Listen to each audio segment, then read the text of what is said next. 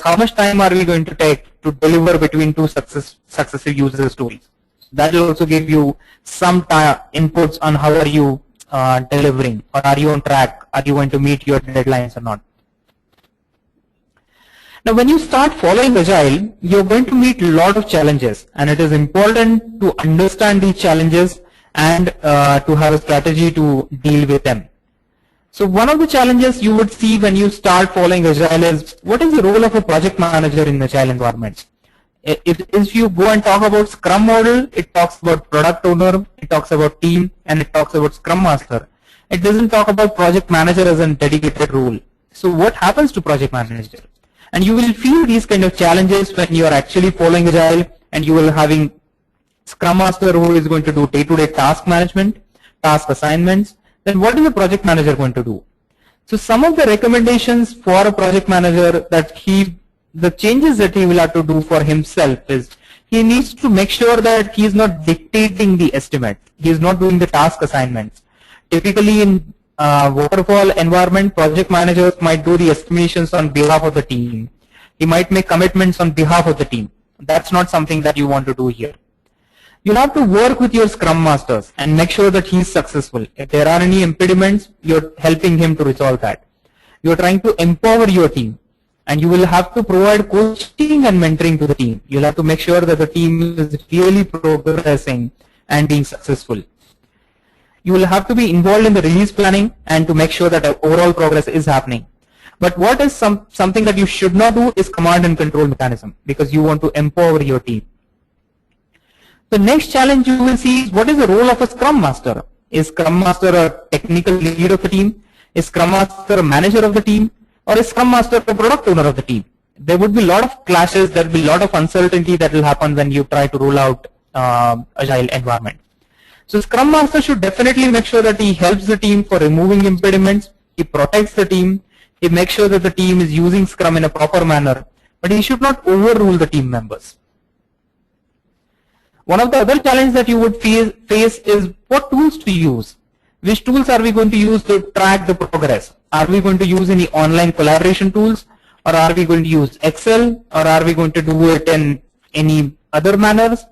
How are we going to use reports? Because in Agile we expect some kind of reports like burn down chart, burn up chart, velocity charts. The tool should help us to generate that.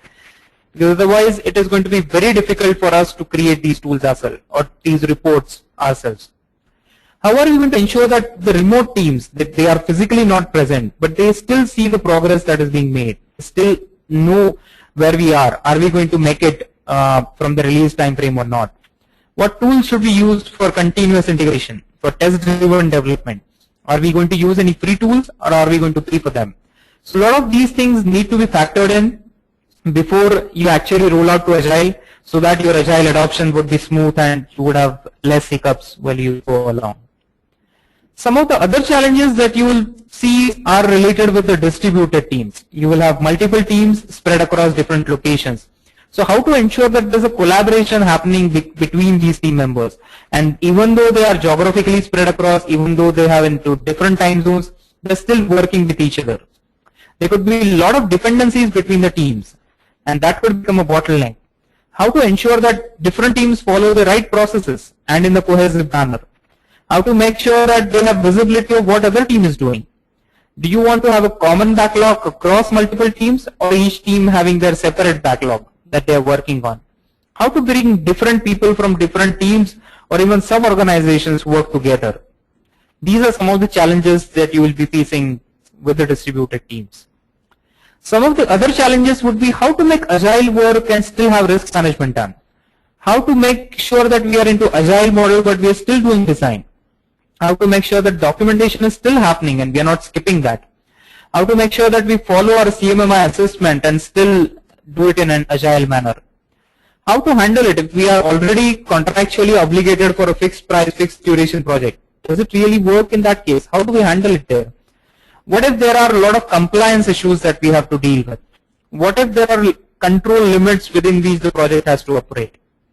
And how are you going to handle maintenance projects, tech support projects, where the work for the next iteration cannot be planned? Things might suddenly come up, and there could be priority one issue coming up, which I cannot project or I cannot understand in my current iteration. So how to deal with these? A lot of these challenges you will face, and we'll talk about some of the best practices to deal with them.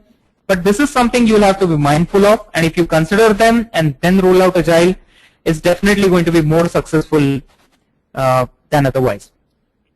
One of the other thing that you should do is, once let's say you have started following Agile now you are